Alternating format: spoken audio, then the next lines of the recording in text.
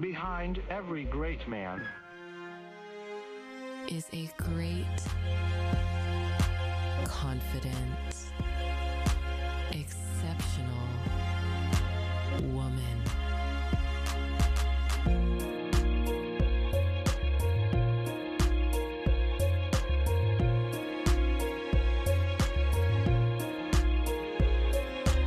Hi, and welcome to Behind Every Great Man. I am Jessica, your host. Behind every great man is a great woman who loves her life and still feels its loneliness. I want to talk about something every woman, I don't like to use exaggerators, but I'm going to say it here, that every woman, every mom at some point has felt lonely. This is widespread. If this is not the case for you, I would love to hear from you. I would find that genuinely wild. Anyway, loneliness, not only physically, but mentally, emotionally. We can be in a room full of people and still feel completely alone in what we're carrying. My husband will say it can be lonely being a CEO. He's around people at all times, but physical bodies being present doesn't change the mental load that we carry solo. The weight doesn't distribute just because there are people nearby. With moms, they say it takes a village to raise children, which is true. Unfortunately, there aren't any villages left, not like there used to be. People move away for work, for their career, for their partner's career. I know here in Silicon Valley, so many women move here for their husband's opportunity. They leave their people, their city, their whole support system. This is a great place. It's a beautiful area, nice homes, lonely in a life that looks from the outside like everything. They start a family and don't know a soul around them. According to the U.S. Census Bureau, Americans are now more geographically mobile than ever.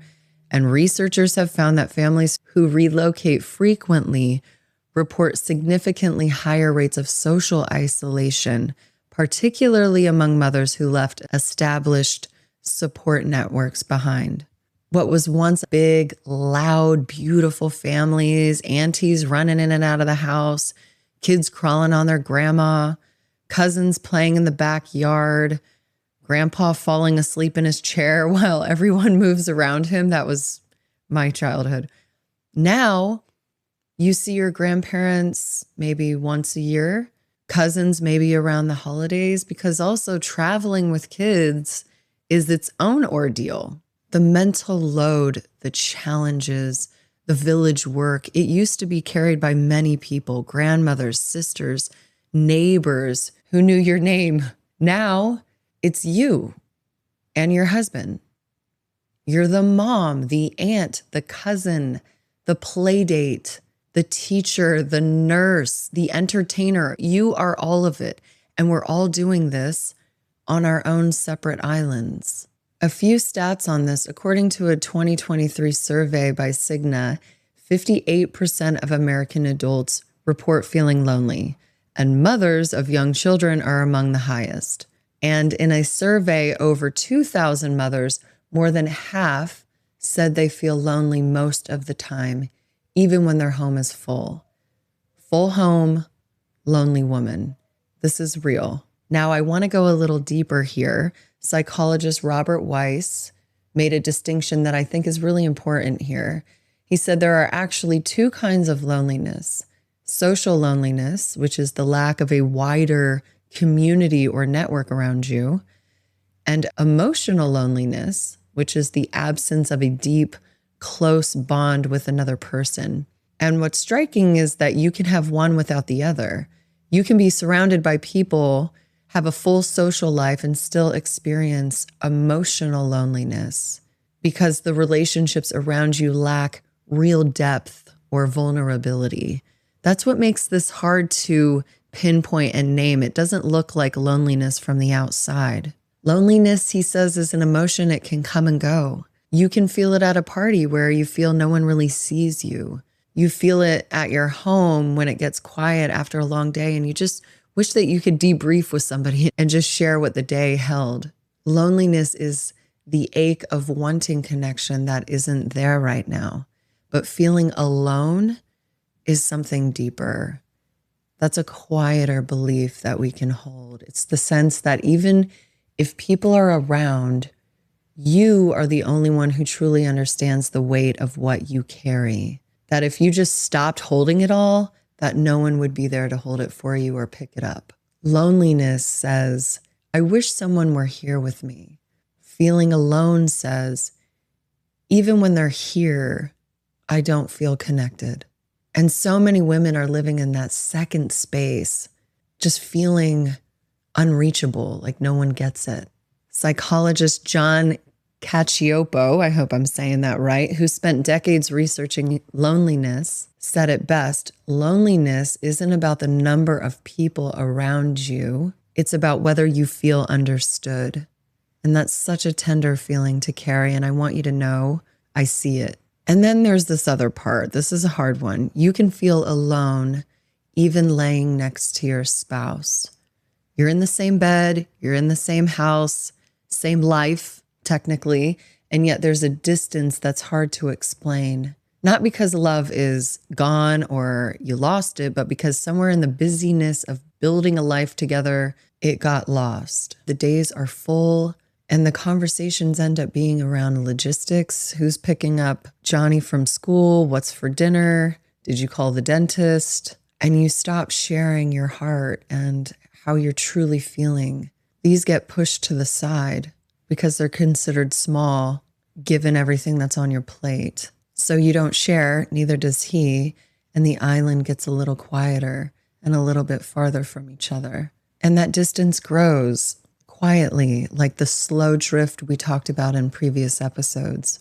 What's painful about this particular loneliness is that it doesn't have an easy explanation. You can't really point to it and say, this is the problem, because he's laying right next to you, because you love each other, because from the outside, everything looks fine. But inside, you're on your own separate island, and so is he. And sometimes the loneliest place in the world is next to someone you love, when you've both forgotten how to reach each other. The good news, and there is good news, researchers at the Gottman Institute, which I reference all the time, found that small, consistent moments of emotional connection, what they call turning towards each other, are more powerful for closeness than big gestures. You don't need a whole weekend away. Sometimes it's just, tell me one real thing going on with you today. I want to give something real here, not generic like journal or practice gratitude. We've heard these. Let me give you something you can actually use. One, make one micro connection a day that has nothing to do with your role. This is the 1 degree moments, not a school pickup small talk, a conversation, even for 2 minutes, 5 minutes, where you talk about you, what you're thinking, how you're feeling, what you watched, what made you laugh this week. Call your mom, not to update her just about the kids. Talk about you. The connection you may feel like you're being starved of isn't always big. Sometimes it's just one moment where someone really sees you, the woman, not just the mom. 2, say the true thing out loud, even once. So much of feeling alone comes from editing ourselves and saying, oh, I'm good. No, everything's good. Good. When you're not. Laughing off the hard stuff. We become so practiced at being fine that the people around us genuinely believe we are fine. Your husband and your friends can't meet you where you are if they don't know where you really are. They can't show up for you. They think you're fine because you keep saying you're fine. Saying the true thing, even once, even imperfectly, even messy, it breaks this. It's a small act of courage that can start to change everything. And 3, find at least one woman who will tell you the truth about her life, not things that people want you to see. I'm talking about the friend or the community or the space, the group where it's safe to say, this is hard. I'm having a tough time right now. And having someone say, me too, I feel exactly the same way. This is why women's spaces, some of the Facebook groups for moms, they matter so much, because there's something that shifts inside of you when you realize you're not alone and you're not the only one. Find your people that say, I feel that too. She's out there. They are out there. She's probably on her own island too, hoping someone will build a bridge.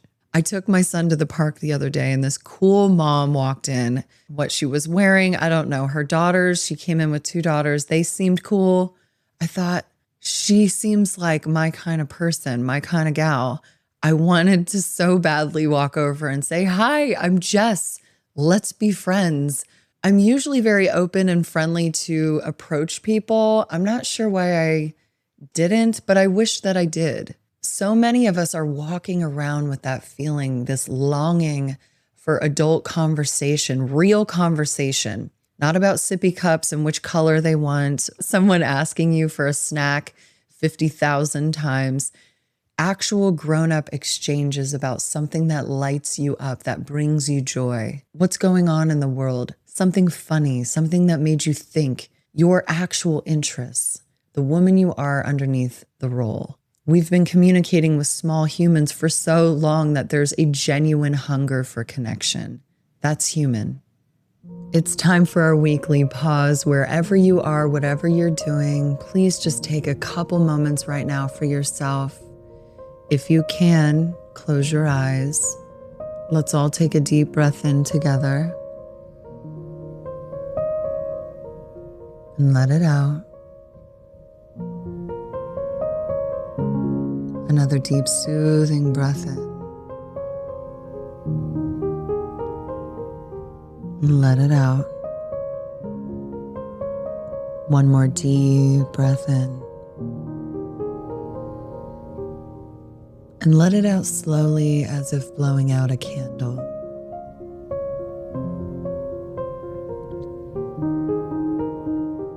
Without knowing you personally, I know what you carry. I know the loneliness that can live inside a full life. I know the kind of tired that isn't just physical. I know the experience of being surrounded and still feeling unseen, of loving your people so much and still, quietly, honestly, missing yourself, missing connection, missing being known. That's the human experience of a woman who gives deeply and sometimes gives more than she gets back. Here is what I want you to know. Every woman listening to this is sitting with some version of what you're feeling. The mom in the nice house who looks like she has it all together. The woman who moved next door for her husband's dream. The mom at the park who looked cool. We are all on our own separate islands, but we're all feeling the same water that surrounds us. And there's something very powerful about that. You're not alone in feeling alone, whether it's said out loud or not. It's a thread. That's a thread that connects us. You were made for depth. You were made for real connection, to be known, not just needed.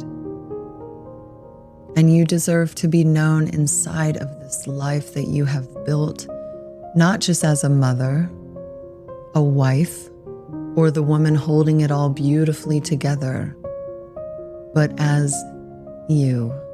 Let's all take a deep inhale together. Let it out and open your eyes. Behind every great man is a great woman who loves her life and still feels its loneliness. Thank you for joining me on this week's episode. You can find more episodes of Behind Every Great Man on Spotify, Apple Podcasts, or wherever you get your podcasts. And if this spoke to you, please subscribe and why not share it with a girlfriend. Thanks again, and I'll see you on the next episode.